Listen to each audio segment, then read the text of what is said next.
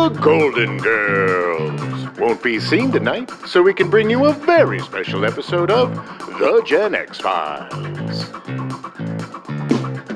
Welcome to the Gen X Files. I'm Jim. I'm Adam. And today's show is another For the Stepdads. Oh, you're silly. Tired old stepdads. You're sleepy.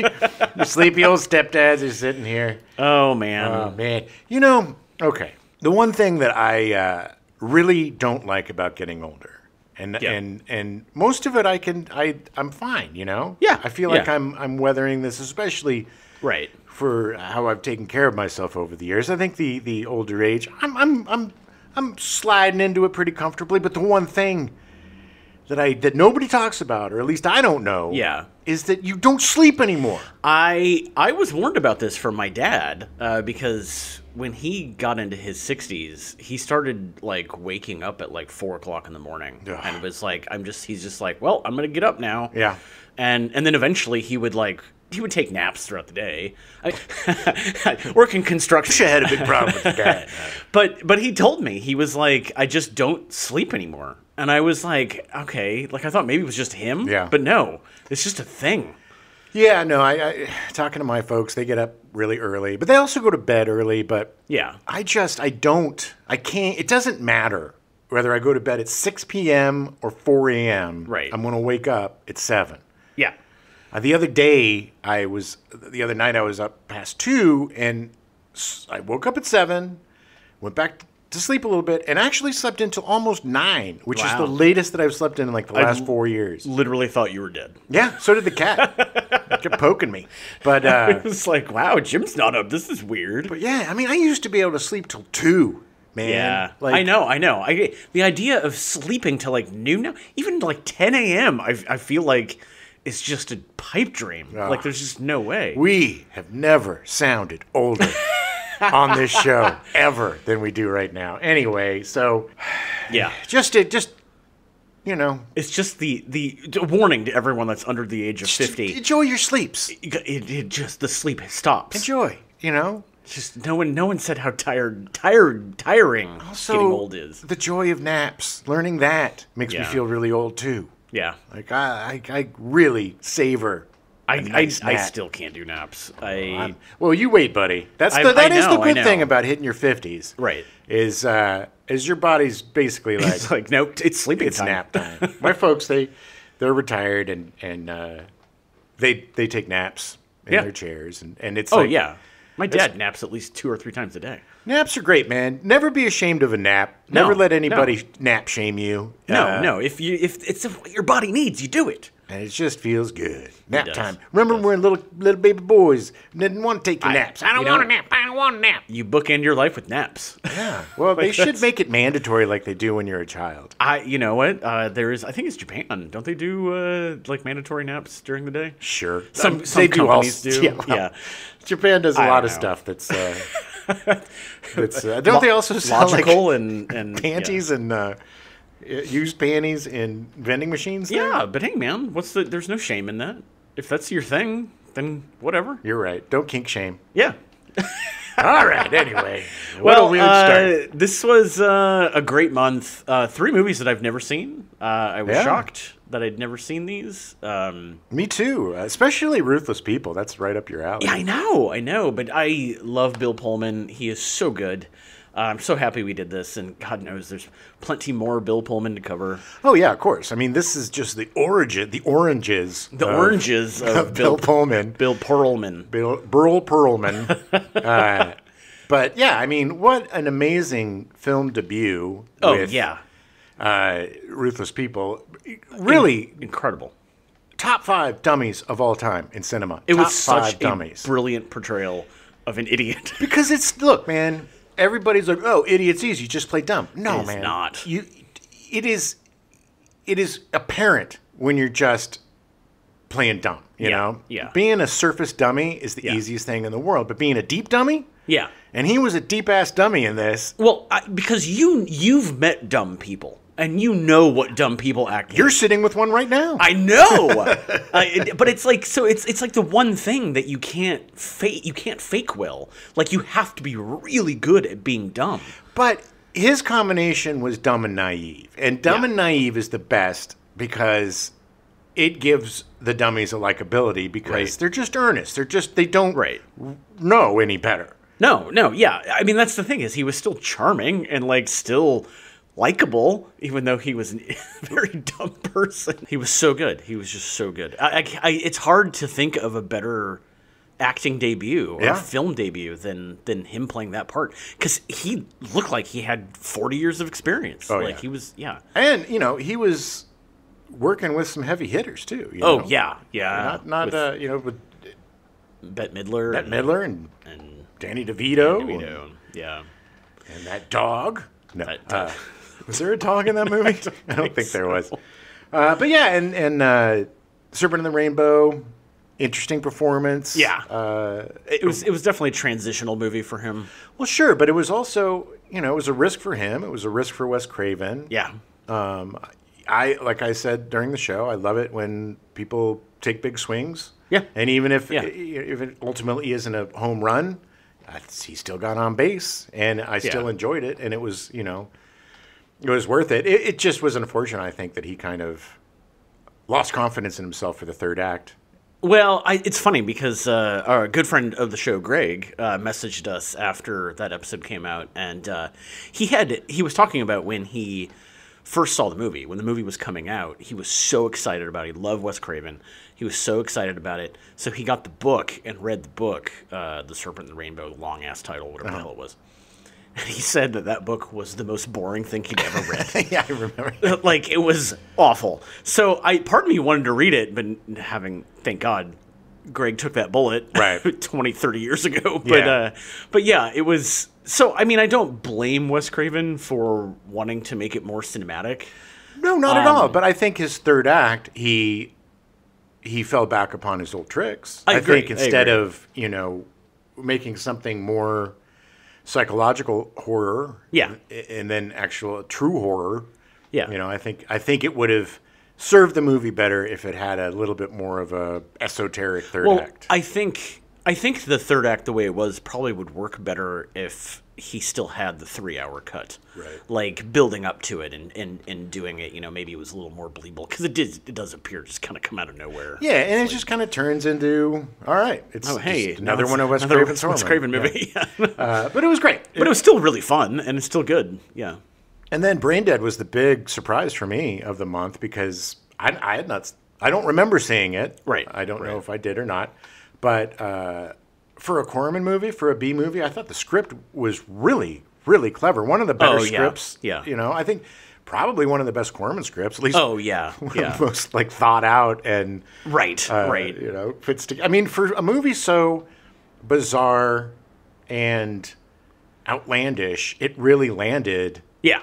It's the end. I mean, it really stuck the landing and made everything that was so weird and bizarre in the 89 minutes before it completely make sense. It's interesting because if I had come to somebody and told them the movie, their first response would be, how do you fill 89 minutes with that? and they did. Like, that's what's the shocking thing is at the end, it was like, oh my God, they really rode that entire conceit of the movie through the entire thing, and it worked. Yeah. Yeah. And it was really fun to see a young Pullman and Paxton. Yeah. Chewing the scenes. Bill Paxton. Oh, it was so sad. Yeah. It was fun. And also the fact that, and we talked about this in the episode, but like the fact that they were able to play kind of different characters and like it was just such an interesting project. Yeah. And it's a shame because I think a lot of people haven't seen it. And I agree. think more people should. All three movies you definitely want to check out if you haven't seen them. Yeah. Highly recommend. And it'll get you back in the Pullman pool, and you're going to want to watch. He's so good. He's just so good. Yeah, I still want to check out some of that Murtaugh just to see his portrayal. And, I want to get back to The Sinner. Yeah, I need to watch The Sinner. That's another one that I'm woefully behind on because I love Bill Pullman, and I'm really curious. I haven't seen him in a lot of stuff when he's been older. Sure. So I'm curious to see. It just shows. I mean, he was on This Fool, which is a really funny show, and I started watching that show and I really enjoyed it, but it was one of the things that just kind of forgot about. Yeah. But now that he was on it, I kind of want to. Not that I didn't want to watch it for the people, but I'm a little more interested because of him. But anyway, you're welcome, Bill Pullman. Yes, it's probably Bill, the first you got a full month. honoring you. Perhaps not the last. We'll see. Yes. And thank you, Bill Pullman, for all of your wonderful work over the years. We celebrate you, buddy.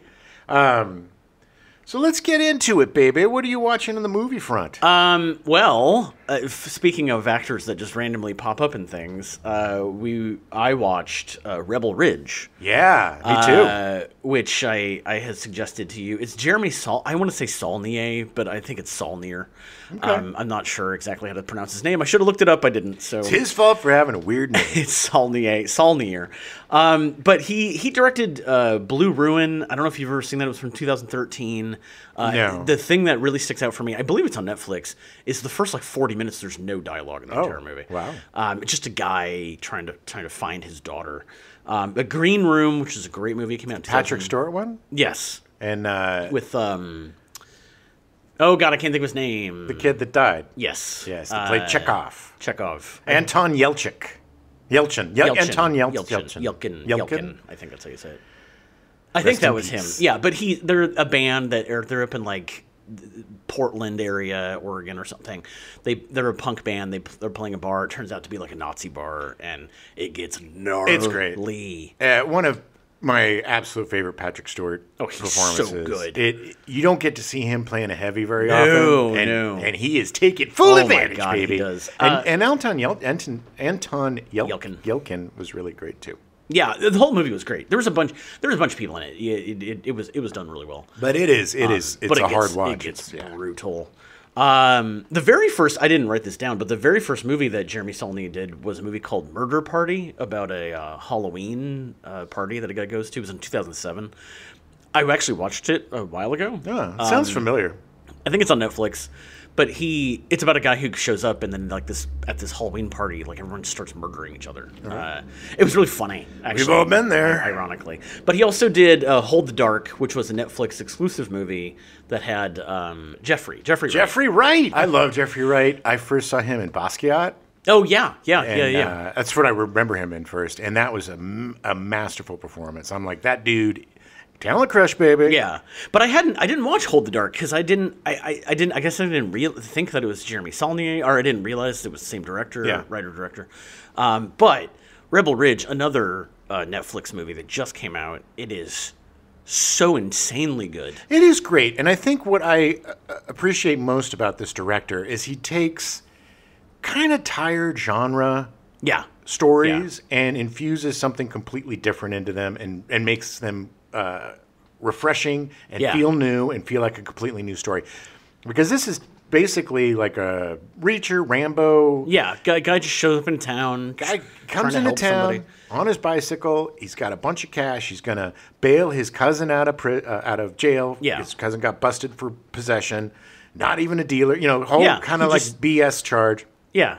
But his brother is part of a witness protection situation, and so if he goes to prison, his life is in danger. Yeah. So there's stakes. Yeah, he's trying to get him out because of a checkered past, and jail's not the best place for him. Prison, right? Exactly. So this is all within the first few minutes, so we're not really spoiling anything. But the cops hit his bike. They find the money. They take the money. They say he's a drug dealer. This is actually all legal in a lot of counties. Most places, which is insane. They can just confiscate it and hold it, quote unquote, hold it. Yeah, and then they're basically like, if you try to get the money, we're going to throw you in jail for the rest of your life. Yeah, and so you think, okay, here we go. Here comes this revenge, violent Rambo, and it is not. It's fascinating. Both the hero, played by Aaron Pierre, who I had not seen in anything before, but will definitely look for him now. It was such a great performance. He was in Old. I don't know if you watched Old. I haven't seen that. You should watch that. It's interesting. It's not Shyamalan's greatest adventure, but there's a lot of those. But yeah, okay. But he's also playing the voice of Mufasa in the new Lion King prequel, when Mufasa's young. But he was in other stuff, like some CW show and some other things. But I don't think I'd seen him in anything either. I mean, beyond Old, and it was an ensemble piece. He was amazing. So good. It's one of those debut performances where, not debut, but for me, debut. Kind of breakthrough performance, yeah. Well, it's it's another one of those like Jeffrey Wright, where Yeah. this is the first thing that I've seen him in, Yeah. and I'm like, I want to see everything he's in. Exactly. This guy is on my radar. He was I got a so talent crush. good. So good. Very good, and so understated. And the thing about a part like this is it's so easy to like fly off the handle, yell and scream, and blah, Yeah, blah, blah. yeah. But it's all under the surface with him, trying to So control it. restrained. Yeah. And the character is so interesting. I love that he's not a war hero. He Yeah. is a trainer. Yeah. But what it's just, I'm not even going to say anything because I don't want to No, spoil yeah, anything. we don't want to spoil anything because it's so good. But Anna Sophia Robb's in it. She was a child actor in so many different things. Yeah, she was in Bridge to Terabithia. I don't know if you remember that. And Yep. she actually, one of the very first movies she did was Charlie and the Chocolate Factory. Right. The Tim Burton movie. She played Violet Beauregard. She was in everything as a kid. Huge child actor, and it's so nice to see her. She's only 30 now, so she's not. It's not like she's old, but but it's nice to see her make that transition and do adult. It's in a very adult part, not like ooh, no, but it's complex, and Yeah. her character is a lot of issues, and all of the characters are complex in this film, Yeah. which makes it so much better than the normal genre pick like this. Yeah, all the characters are really deep and interesting. Even technically, the bad guy, Don Johnson. He's deep and interesting, and like you kind of understand. They all have motivations Yeah. that make sense to themselves. Right. And that to me is genius because so many times you just have the monologuing, spouting villain who's Yeah. just mean for mean's sake or spiteful for spiteful's sake. But there is substance behind all these guys. James Cromwell, small part, but such a meaningful good. part, Yeah. such an amazing turn. David Denman? He's from The Office. He was he played Roy in The Office. Yes, he was Yeah. Roy. He was the fiance, The fiance of, that become not the fiance. of Spoiler Pam- alert. of Pam. But Yeah. he, again, super complex part. Oh yeah. That was there was little reveals for each character that was so fascinating. Everybody got at least one scene to humanize them Yeah. or to make them not appear as a caricature. And that's what I think is brilliant about this. Yeah. Is nobody was... they're bad guys and they're good guys. Yeah. But nobody Yeah. was, like, demonized. No, right? no. Even, like Zane G, I think that's how you say her name. She played the deputy. She Yeah. was the one that they thought was the woman that her performance is absolutely great. Yeah, riveting, yeah. and everybody just comes across as real Yeah. and normal, and it adds to this movie. I just couldn't take my eyes off. Oh it. yeah. The second goes it and it started, goes, it was like I have to. I was riveted the whole time. Huge surprise because I saw it. When it came out, I'm like, this looks stupid. Yeah. Just by the picture or whatever. And then, It wasn't marketed terribly well by Netflix. No. But you also couldn't like the trailer. Like you give too much away, and then it's like, well, I didn't even watch the trailer. I was just like, this looks Yeah. another Rebel. It's just the name too makes it Yeah. sound like another one. It's like, what's Mark Wahlberg doing this time? I honestly think my least favorite thing about the movie is the title. Same, because it doesn't really make any sense. No. But you recommended it. Stephen King said it was like that's the best why one. I watched it Yeah. because he was like, you gotta check this movie out. And it's got like 96% of Rotten Tomatoes. It's interesting. The lead actor was originally going to be John Boyega. And he had to pull out because of some family issues. So but which is great because Aaron Pierre was able to just run away with it. He was great. John Boyega would have been great too. He would have been great, yeah. But I'm happy just because I think this kid needs to be a star too. Exactly. John Boyega's set up. We're always going to see John, but now we've got Aaron Pierre. Aaron Pierre, Who, funny enough, is British. Really? Well, of course he is. He's from London. Yeah. He's also got beautiful eyes. Oh, he's so good in this movie. He's so good. He's great. He's one to watch. Keep your eyes open for Aaron Pierre. But highly recommend Rebel Ridge. Check it out. It's on Netflix. Yeah, and again, as a huge Don Johnson fan, oh my God, it is so good to see him doing such quality work. Yeah, that's what when it first came up and Stephen King recommended it, I was like, well, it's got Don Johnson in it. Yeah. I have to watch it. Yeah. Because he's just so good. And God, he is so hateful in this movie. But again, has a character arc. And it's like, okay. Well, the thing about Don Johnson, why I like him playing villains and hate him playing villains. Yeah. Is because he's got such an inherent likability to him. Right. And he uses that in his villains. Oh, yeah. So you can't completely hate him. Right. There's always something going on underneath the surface. I think he's extremely underrated as an actor.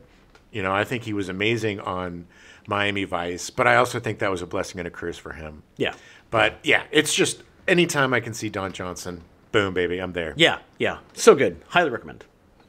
What else have you been watching? I checked out this new movie on Max called I Saw the TV Glow. Okay. It's directed by Jane Schoenbrunn, I think her name is. Schoenbrunn? Okay. I don't know much about her. Familiar, yeah. She's an up-and-coming new director. It's got Justice Smith in it, and Phoebe Bridgers is in it. Oh, really? Yeah, she's nice. smaller part. I think she's a singer. I don't know a lot about Phoebe Bridgers. Yeah, I always get her mixed up with Phoebe Waller-Bridge and Phoebe. Oh, you're right. Yeah, and Phoebe from Friends. Yeah. No, everyone named Phoebe is the same to me. But also with a small part in it is Fred Durst. That's so weird. He plays so weird. Justice's stepdad, and he's really good as a horrible stepdad. And he's only got one line, I think. Oh, wow. In the whole movie, and his line is, "Isn't that a show for girls?" But he's just this presence, right? Yeah. This kind of like this. So weird. It's great. It's an interesting film. I didn't love it, but I loved what it was about, and I really liked the conceit. I think it's a good movie.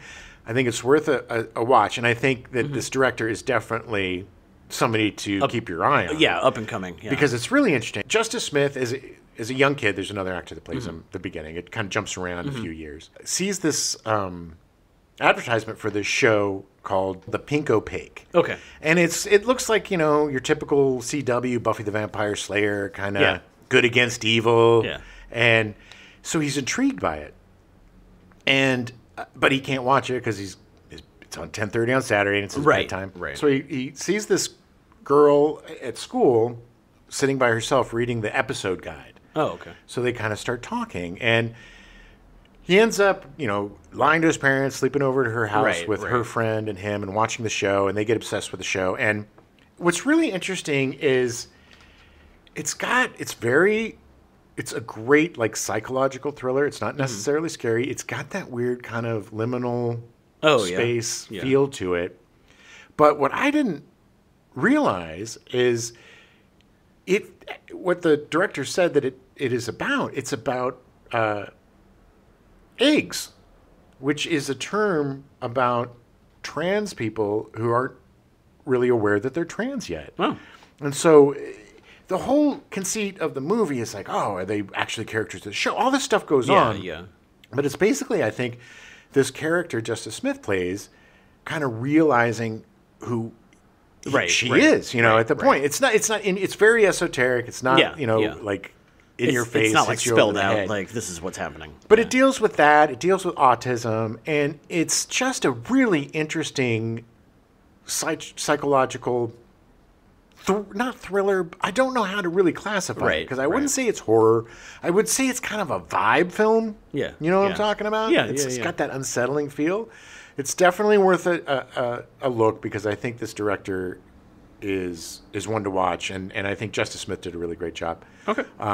But yeah, check it out. What I love about these young directors and the things that they are tackling is it's not necessarily issues that we were tackling when we were younger. Right. But there were issues that were definitely there. Right. We just weren't talking about it. And I love seeing these films coming out through a different lens, like these comedies like Bottoms or Prom Date, where we're experiencing the high school comedy through the lens of the outcasts or the people in the 90s that would have just been some sort of stereotypical tertiary character that would just show up to make some joke at the expense of themselves. But now we're seeing movies through the lens of those characters and we're poking fun at the main characters and showing the absurdity to them. And that's what I think, I think this is part of what she's doing in this movie.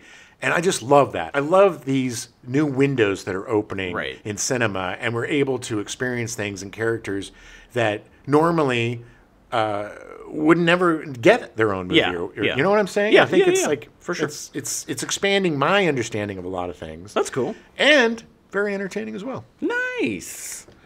I've been getting very much into spooky season, so I watched a movie on Shudder called In a Violent Nature.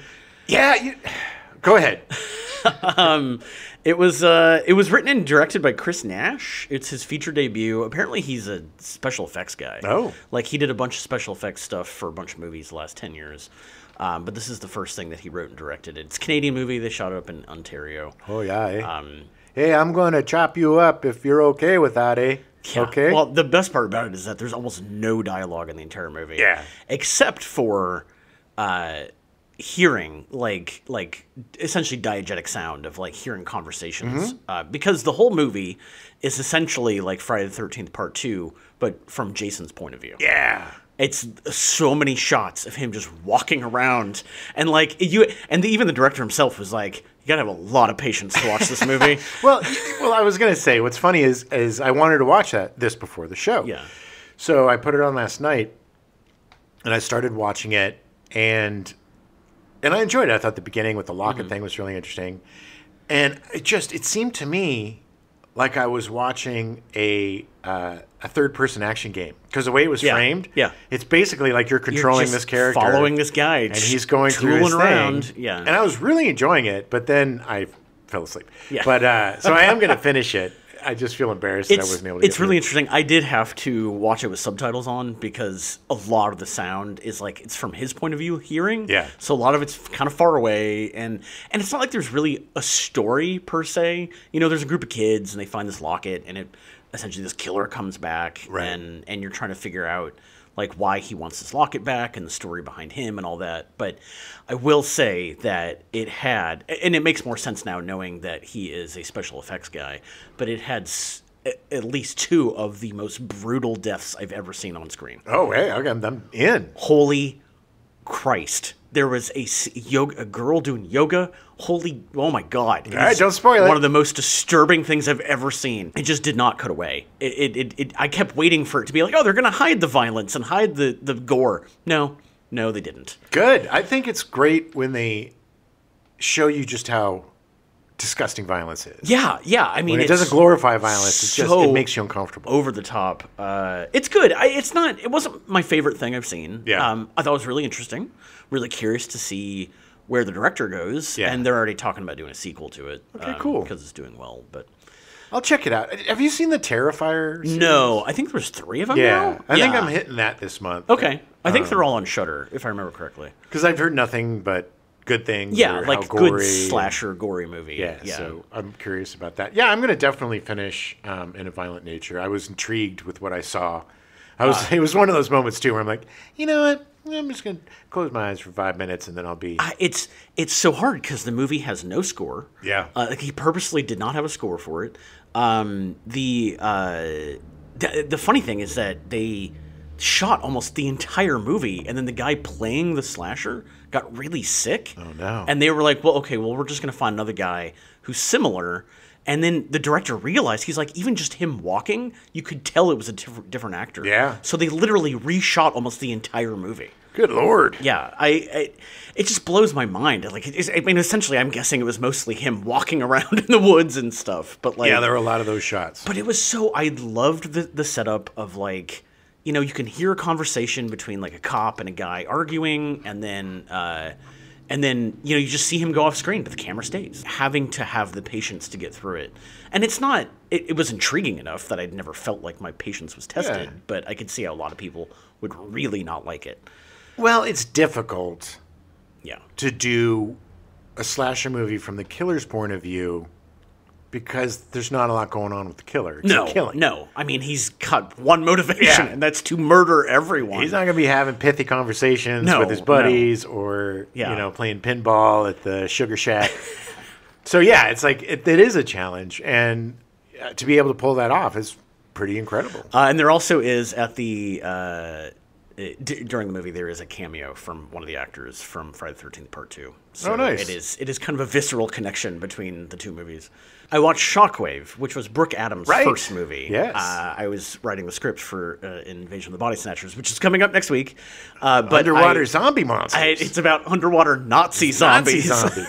But it's interesting. I really don't recommend it. It's not very good. Yeah. But she's great in it. I'm just trying to watch more spooky movies because it's spooky season. I'm down with you, man. I think so. Our movie pick of the month is definitely Rebel Ridge. Yes, 100%. You should check that out on Netflix. Give it a watch. Yeah, we cannot recommend that highly enough. What TV you been watching?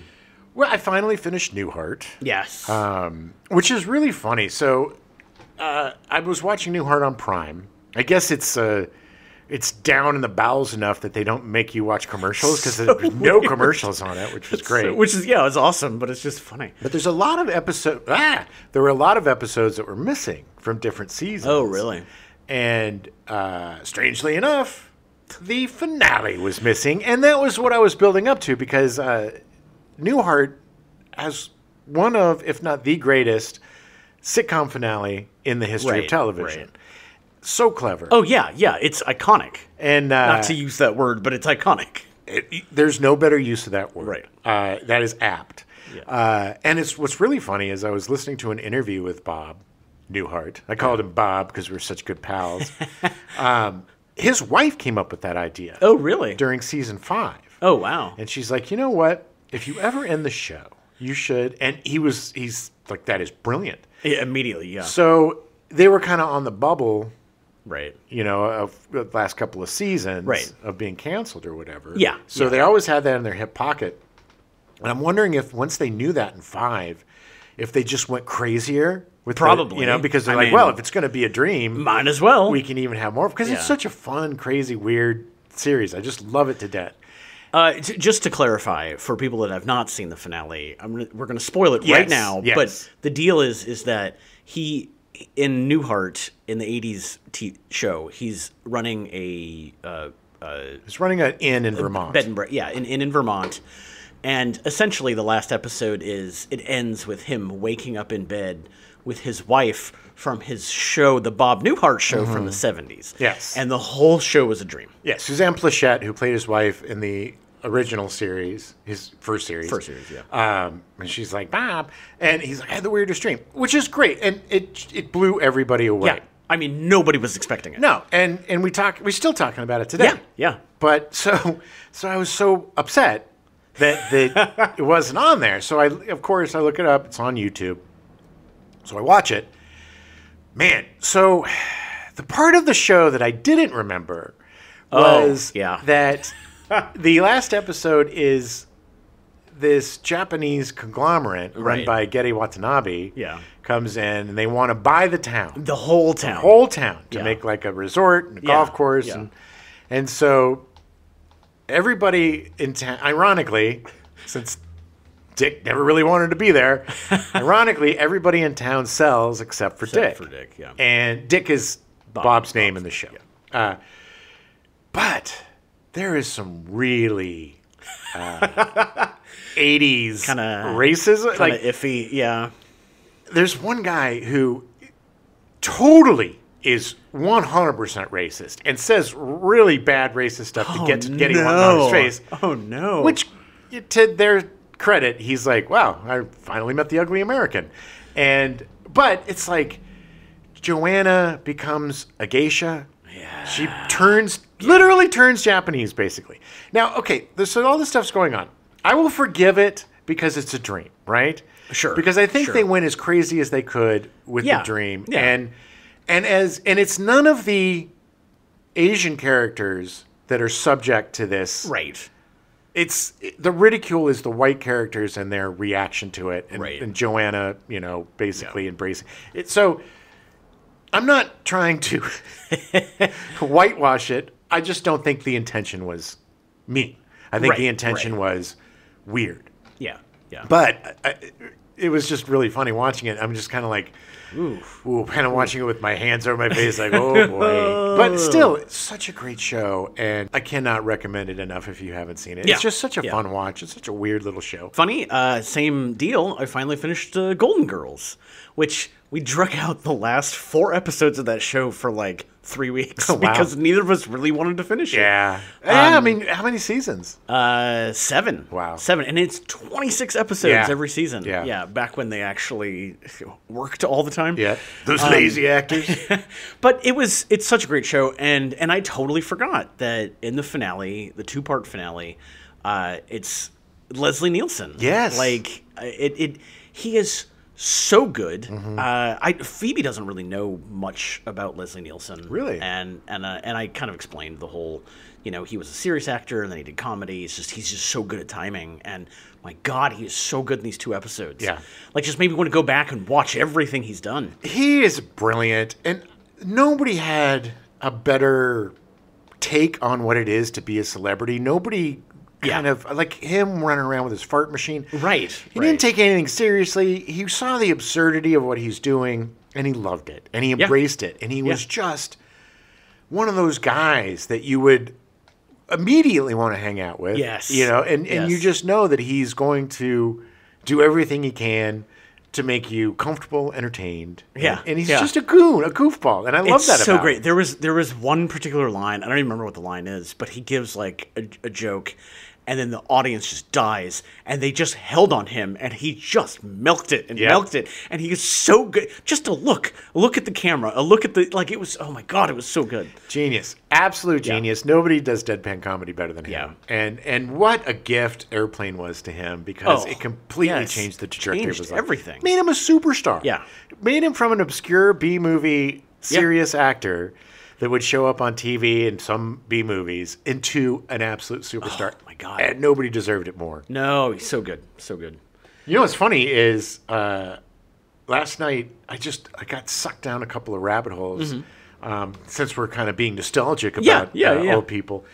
So I started watching some Andy Kaufman stuff, because I remember, it's so funny. So there was this Dick Van Dyke Christmas special. It was on, I think it's 76. Okay. And that's what caught my eye on YouTube. For some reason it popped up. So it was Andy Kaufman's appearance on that. And Dick Van Dyke had Andy on before. He was kind of one of the first people that kind of embraced Andy and brought him on. Yeah. And so it's Dick he's got his guitar, and he's like, I wrote this song about the place where I grew up, about it's Christmas, and he starts singing it, and then this present behind him opens up, and Andy Kaufman comes out, and he's like, hello, thank you very much, and he's doing his foreign guide. Yeah. And at that time, at least I did, I mean, I was 6, but I think most people thought that's who he was. Right. Because he would come out and be like, hello. Yeah. He was very good at that. Yes, and then he would do, I'm going to do impersonations for you. And he would go, and this is Dean Martin. He's like, Volare, thank you very much. And then he'd be like, and then I'm going to do, and then he would do Elvis. And then his Elvis impersonation is like one of the best Elvis impersonations ever. And the thing about him that is so fascinating to me is I've never seen another performer whose eyes are so unbelievably germane to their characters, and how the change from the foreign guys, he's got such, his eyes are so expressive, not expressive, but yes, expressive, but also naive and nervous, and and it is, the character is in the eyes, the entire character is in the eyes, and when they switch to Elvis, right, it's completely different. But and then he switches after the Elvis impersonation, you see the eyes switch back to the guy, and it is brilliant, man. There's never been a performer. So I watched that, and it's hilarious. Dick Van Dyke's really hilarious with him. And then so I started watching him on Johnny Carson. Right. And so then on Johnny, a couple of years down the line, he does the bit, and then he sits on the couch, and he's like, well, this is what I really sound like, and kind of breaks the thing. Right. But even that it's not really is a bit. Yeah. And the way he's dealing with Johnny, and Johnny doesn't know how Right. What do you do necessarily with to it? Yeah, deal what do with you- him yeah. because he's always in control. Right. That's what was so fascinating to me is Kaufman was always in control of whatever situation, even when he'd seem like he wasn't. Right. And that was the brilliance of it because he's like, oh, nervous and this and that, but it's not. I'm watching thing after thing with him. Just brilliant. I forgot just how incredible this guy was. Right. And the fact that no other performer in history ever gamed the system or manipulated celebrity in a way like him. Like, every single thing he did was calculated and the wrestling, the women's wrestling, all of it was just like, what can I do to F with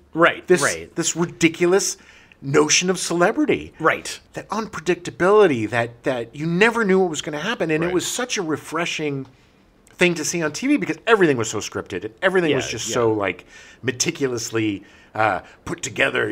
All the talk show guests had their story and everything was pre-interview and blah blah blah.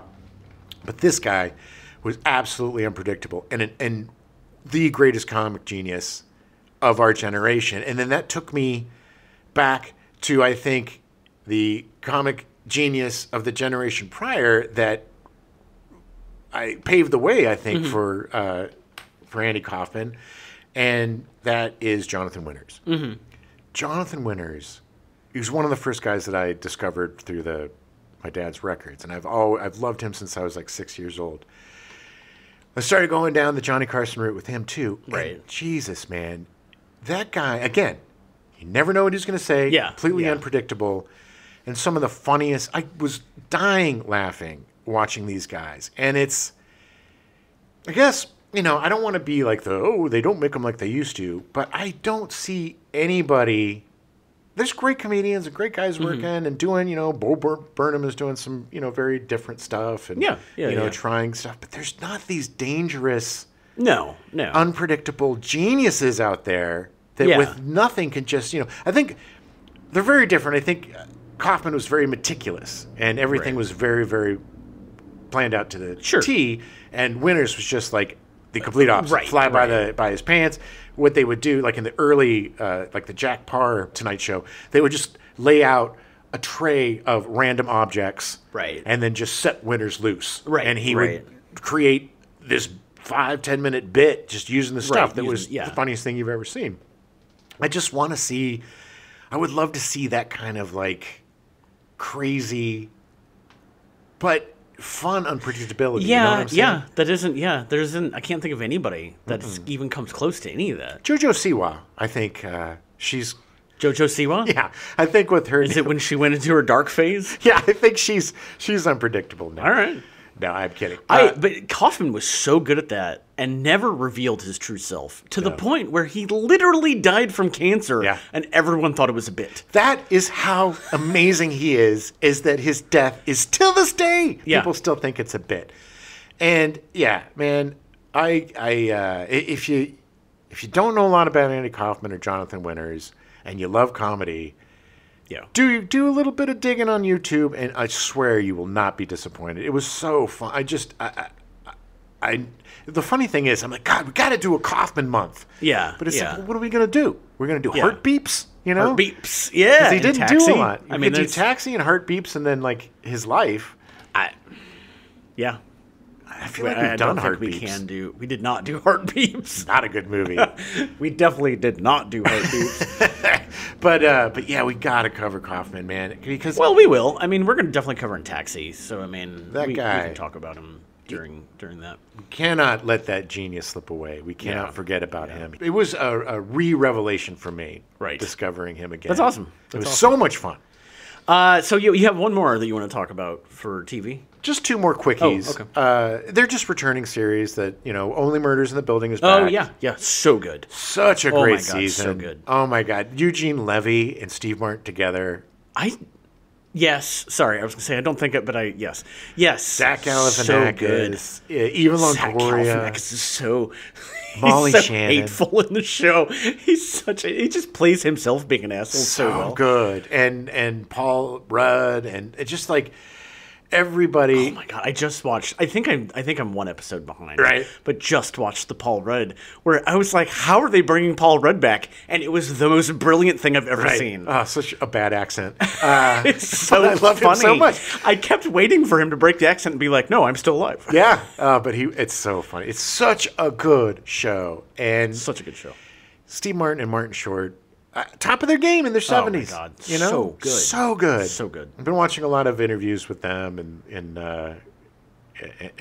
some with them and some of them and Selena Gomez. Oh, yeah. And it's just, it's really fun to watch the three of them be interviewed and watch Selena Gomez just lose it when they start making fun of each other. It's just like, it seems like they have the best time in the world. Yeah. I wish I were on that set. I want them to continue making the show forever. Please. And then one last one is Slow Horses came back. Yes. For its newest season. If you're not watching that show and you have Apple I'm TV, not watching that show. You gotta watch that show. I gotta watch that show. Okay. It is so good. It's a British show, right? Mm-hmm. Yeah. I love British spy shows. Yeah. But this is the MI6 dumping ground. The Slow office. SLOUGH. Slow. Yeah, slow. You know, but it's SLOW horses. Right. Because it's a play on words. But Gary Oldman, probably my favorite performance he's ever given. Oh, okay.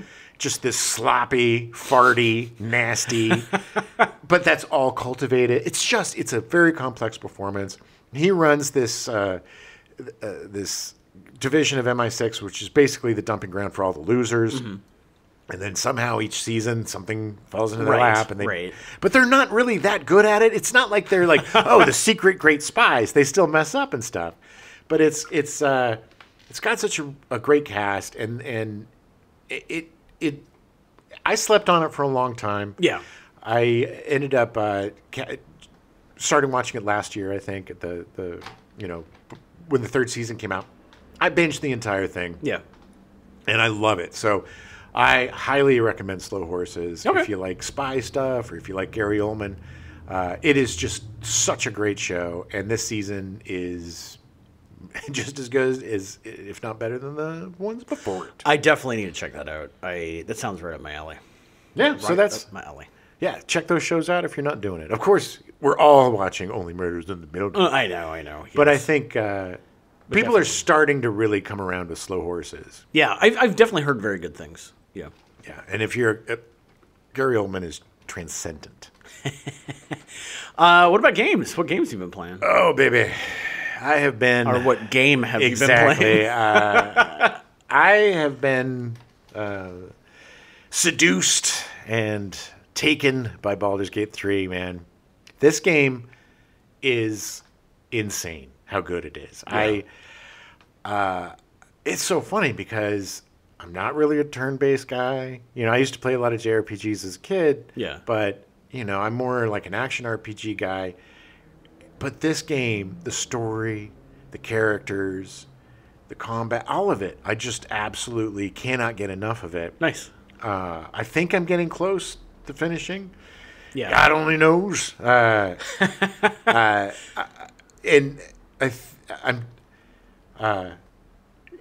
It's been a while since a game has enveloped me like this, has completely taken me over. I've been having a few 1 a.m. nights with this one. No, yeah. I have to take days off. I didn't play it all yesterday because I needed to take a day off. Yeah. Because it's too good. Right. Almost. Right. It's almost too good. And I'm really excited because there's a patch. They already released a patch on PC, but the patch for the PS5 is coming. Oh, good. They're going to be adding mod support. Oh, nice. And nice. They added a bunch of new cutscenes and stuff for the Dark Urge playthrough. You can play through as an evil character. Oh. And when I'm done, I'm going to give it a little time, play something else. But I'm going to come back and do the Dark Urge playthrough, which I heard is super fun. Nice. It's super evil. But it's the closest thing there is to actually playing D&D. Right. Right. Off the table. Yeah. And it's made me want to get back into D&D. And I haven't played a game of this quality story-wise and where your decisions are so impactful Right. on the entire world and the characters and everything, that it causes stress Right, sometimes right. if you make the wrong decision. And one thing I love about this game is sometimes making the wrong decision is the right decision. Right, Just a quick right. example. So there was this character I rescued, very sketchy guy, and the conceit of the game is this mind flayer puts a tadpole in your brain and in the brain of your compadres, and you basically want to get it out. That's the conceit. So this guy's like, I can get it out for you. He's like, I'll just get it out with this ice pick. And everything is like, don't do this, dude. Don't do it. Yeah, it seems like a bad I idea. was like, all right, do it. And then and he's even like, do you still want to do this, dude? Because he's in your eye. Are you sure you want to keep doing this? And I'm Right. like, keep doing it. And then your eye pops out. Oh, So you lost your eye. wow. And he's like, well, I got this fake eye I'll give you since I took your eye. Why don't you take it? And then from then on, you can see invisible people. Oh, wow. So it's a complete buff that yeah. helps you throughout the game. Wow. And then throughout the rest of the game, your eye looks different than it. No, nice, it's weird. nice. So it's like that kind of thing. It just makes this game the best game ever because Right. it's so surprising and. There's just times where my jaw's on the floor because I can't believe what's happening. It's very adult. It's very sophisticated. Yeah, they did Baldur's Gate Remastered and Baldur's Gate 2 Remastered are packaged together, and I believe there is a new PlayStation sale. Oh, no. I believe they're on sale. Oh, no. And I want to say I think they're like $5. Oh, maybe. It's cheap, whatever it is. I haven't pulled, maybe 10. I haven't pulled the trigger on it. Yeah. But, because I haven't, I knew there was a new sale coming. yeah, there is a new sale. I did actually pick up something related to a game I'm going to talk about, and then I picked up the Serious Sam collection. Oh, nice. Remember Serious Sam? Yeah. It's a weird. It's remastered. It's all like HD remastered. Oh, cool. It looks interesting. It was like $5 for Oh, wow. 4 games. Oh, that sounds good. Yeah, but like a super crazy first-person shooter or third-person shooter, depending on how you want to play it. Right. But like just over-the-top gore and stuff, and I'll check that out. which actually relates to a game that I bought that I started playing, Doom Eternal. I loved the remake of Doom from 2016. Yeah, that was fun. It was so ridiculous and so over the top. And Doom Eternal's great. Starts on Earth, and like Earth is just effed. Like it's bad. But it's really fun. The gore is ridiculous, and it looks even better. It's so cartoony, but not. Yeah. But it's so good, and I've been trying to play more. I haven't played as much stuff this month because I need to clean my PS5. Yes. And I think it's we're been both like a going to do month, that today. and I just I played. It started when I was playing Hogwarts, which I need to finish, but it just the game gets the PS5 too hot, Yeah. and it's hot outside, so then PS5 is like just kidding, and then shuts off. So weird. I have not had that happen. So bizarre. It is really weird. It's just warm back there. I Yeah. don't know if it's how it's set up. It also, I was looking into, apparently there's some like liquid coolant or liquid metal that you can reapply. And, like it sometimes gets hot in pools. Yeah. And then if it doesn't, it acts like a buffer. If it's not there, then the CPU will get too hot. Oh. But apparently there's an easy way to fix that. I mean, I'm not going to look into that or do that just yet. Yeah. I think I just need to clean all the dust out. Yeah, probably. But I need to do that today.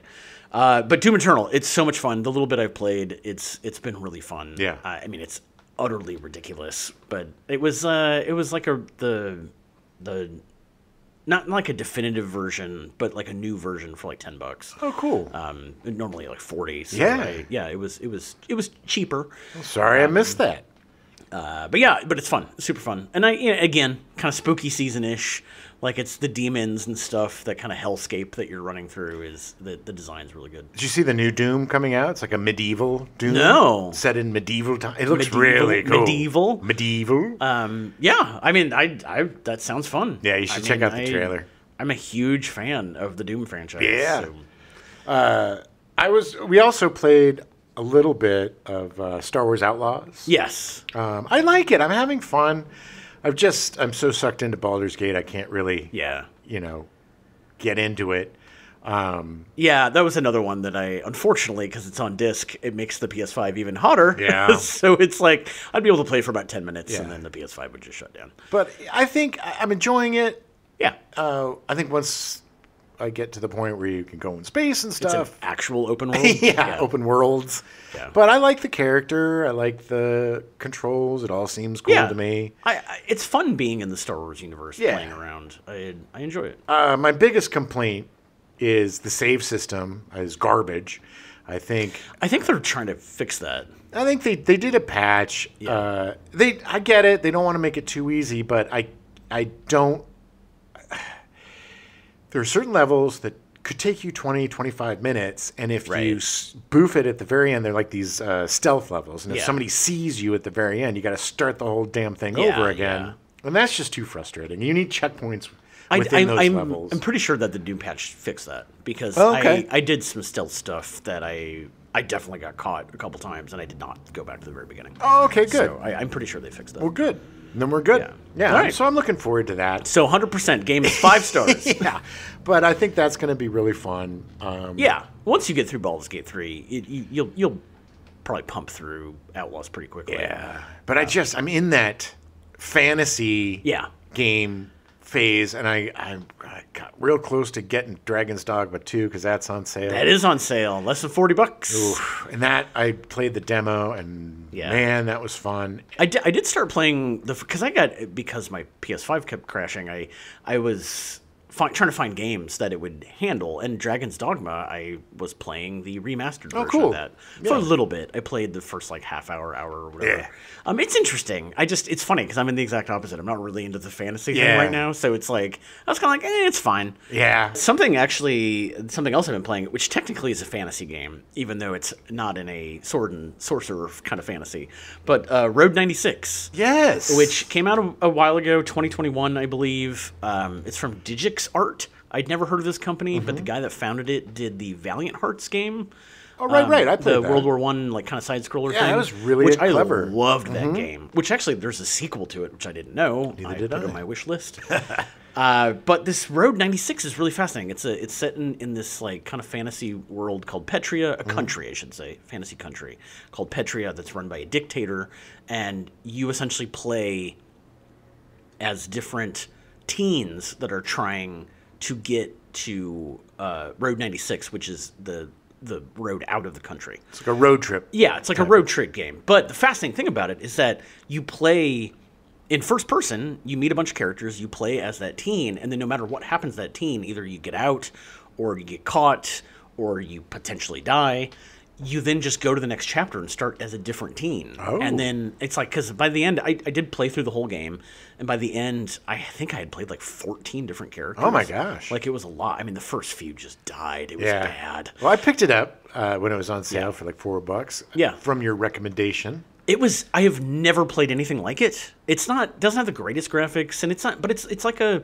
exploring game. There's not really any action to it. It's you making choices and meeting these 5 or 6 characters throughout.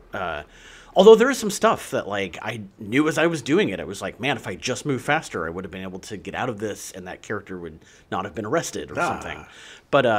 But there also was, and I didn't realize this, and I actually just picked it up today. There was a prequel to it called Road 96 Mile Zero. Oh. That it was on sale for $3, and it's about 2 of the characters that you meet. One of the characters you meet. The other one's from a different game that the company did. They're trying to intertwine all these games together. Cool. But it's about why she's on the run and why you meet her during Road 96. Well, I have to pick that up.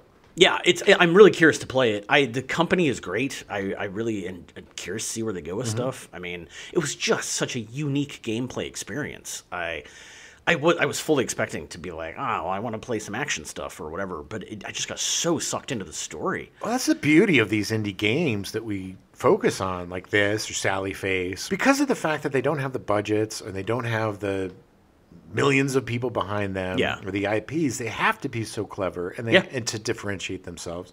And there's just some really, truly groundbreaking games that are coming out of the indie sphere, and definitely worth your look. That's why we try to focus on at least one indie game a month, because these are the games that you got in your collection that you either pop on a Sunday or you don't know what you want to play and you just need something, and then you just get sucked into it.